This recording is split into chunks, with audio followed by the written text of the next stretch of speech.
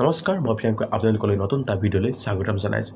ইতিমধ্যে আপোনালোকৰ হয়তো অৱগত হৈছে যে বিভিন্ন ক্ষেত্ৰত আমাৰ কিছুমান গায়ক গায়িকা যেতিয়া মঞ্চত গীত পৰিৱেশন কৰিবলৈ উঠে, তাৰ পাছতে কিছুমান বিতৰ্ক হয়তো আমি পাছদিনাখনে আমি ছ'চিয়েল মিডিয়া মাধ্যমতে হওক বা বিভিন্ন ধৰণে হয়তো আমি অৱগত হওঁ।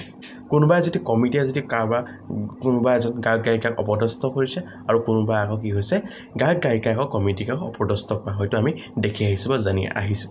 যদি আমি পোনপ্ৰথমে যদি আমি লক্ষ্য কৰোঁ দিগন্ত ভাৰতী ডাঙৰীয়াৰ কথা আমি ক'ব পাৰোঁ।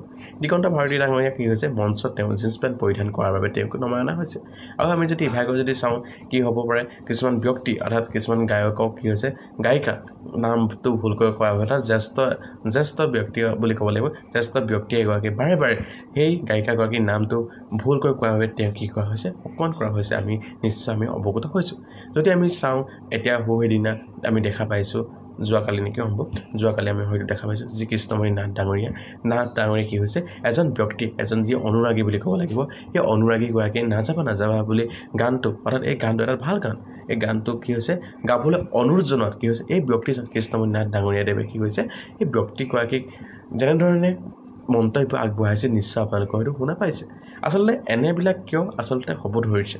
আচলতে গায়ক গায়িকা মঞ্চত গৈ গীত পৰিৱেশন কৰিবলৈ উঠাৰ যেতিয়া মঞ্চ এখন পায় তেনেস্থলত এজন গায়ক গায়িকাৰ দায়িত্ব তেওঁ যিখিনি কৰণীয় এই কৰণীয়খিনি ক'বাখিনিত যে ম্লান পৰি গৈছে তেনে বোধগম্য মোৰ হৈছে। বিশেষকৈ যদি আমি লক্ষ্য কৰোঁ যি আমাৰ গীতাঞ্জলি দাস বাইদেউৰ নামটো বাৰে বাৰে ভুলকৈ কৈছিলে যিজন জ্যেষ্ঠ ঘোষক বুলি ক'ব লাগিব, এজন বয়োজ্যেষ্ঠ ঘোষকে তেওঁৰ নামটো বাৰে বাৰে ভুলকৈ কোৱাৰ পাছত কিন্তু যেতিয়া গীতাঞ্জলি দাস বাইদেৱে কি কৈছে সেই ব্যক্তিগৰাকীক বাৰে বাৰে চোৱা হেঁপাহ জাগ্ৰত কৰিলে, আচলতে মিহিকৈ বুলি ক'ব লাগিব, মিহিকৈ যেনেধৰণে তেওঁ কথাবিলাক ক'লে আচলতে মই নতুনকৈ নক'লোঁ হয়তো সাধাৰণ ৰাইজে বুজি পাইছে।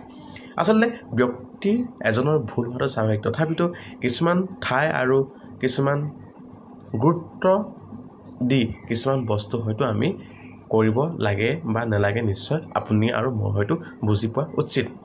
যদি আমি চাওঁ দিগন্ত ভাৰতী ডাঙৰীয়া যি মঞ্চৰ ওপৰত গীত পৰিৱেশন কৰিবলৈ গৈছিল, কিন্তু তাৰ আগত নিশ্চয় আপোনালোকে হয়তো অৱগত হৈছিল যে কমিটি এজন ব্যক্তিয়ে তেওঁক যাবলৈ অনুৰোধ জনাইছিল। তাৰপাছত কি হৈছে তেওঁক নিৰ্যাতন বুলি ক'ব লাগিব, তেওঁক মানসিকভাৱে নিৰ্যাতন কৰি তেওঁক নমাই অনা আমি হয়তো দেখা পাইছোঁ। এইবিলাক এতিয়া লাহে লাহে কি হৈছে আমাৰ যে গায়ক গায়িকাসকল যে মঞ্চত গীত পৰিৱেশন কৰিবলৈ উঠিছে কি হৈছে কিছুমান গায়ক গায়িকা কি হৈছে যে কিবা এটা বিতৰ্কই যে পাছ নেৰা হৈছে তেনেকুৱা ধৰণৰ এতিয়া ভাবাদৰ্শ আগতহে আহিছে বুলি মই ভাবিছোঁ।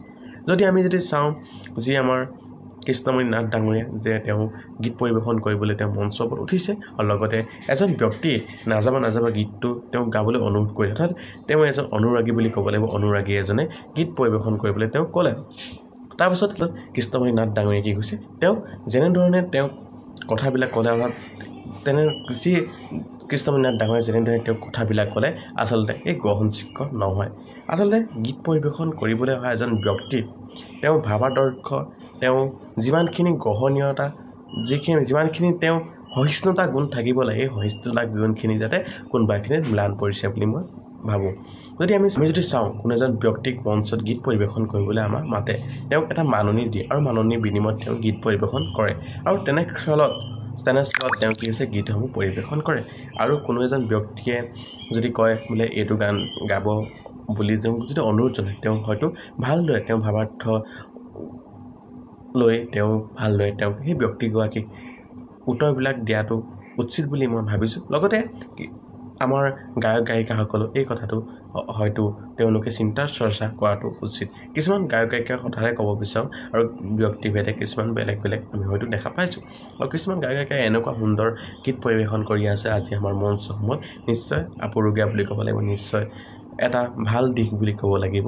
আৰু এটা কথা মই লক্ষ্য কৰোঁ যে তেওঁ গীত পৰিৱেশন কৰিব তেনেকুৱা ধৰণৰ নহয়, আচলতে ভূপেন হাজৰিকা দেৱৰ গীতৰ পৰা আদি কৰি তেওঁলোকে বিভিন্ন ধৰণৰ গীতসমূহ পৰিৱেশন কৰে, অৰ্থাৎ মঞ্চৰ মত গীতসমূহ পৰিৱেশন কৰে। তেনেস্থলত নাযাবা গানটো আচলতে গোৱাটো তেওঁ যে বেয়া কথা তেনেকুৱা ধৰণৰ ভাৱাৰ্থ আচলতে নহয়। আচলতে চবৰে গীতসমূহ পৰিৱেশন কৰিলে এটা ভালহে হয়, কাৰণ কেলৈ কৈছোঁ কোনো এজন ব্যক্তিয়ে যদি গীতসমূহ পৰিৱেশন কৰিছে নিশ্চয় ৰাইজেও ভাল পাইছে আৰু আপুনিও লোকৰ গীত এটা পৰিৱেশন কৰিলে হয়তো আপুনিও এটা ভাল ভাৱাদৰ্শ আগত ৰাখি লোকৰ গীতটো পৰিৱেশন কৰিছে বুলি হয়তো বোধগম্য হয়।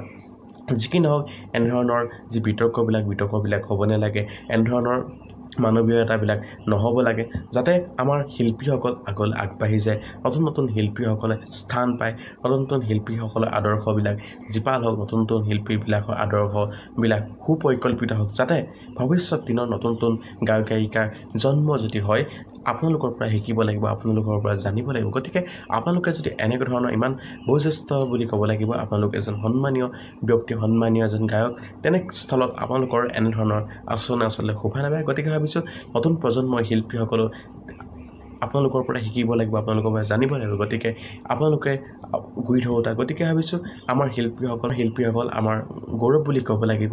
তেওঁলোকৰ নতুন নতুন তুলিকাই নতুন নতুন গীতসমূহ আমাৰ মাজলৈ দাঙি আনে। ভাবিছোঁ আপোনালোকৰ এইবিলাক আচলতে সাধাৰণ বিতৰ্কবিলাক হ'ব নালাগে, আৰু এনেধৰণৰ বিলাক যাতে বাৰে বাৰে হৈ থাকিব নালাগে, তাৰে আমি বিশেষভাৱে মোৰ চেনেলটো ফালৰ পৰা অনুৰোধ জনাইছোঁ। আজিৰ ভিডিঅ'টো ইমানেই। ধন্যবাদ। জয় অসম।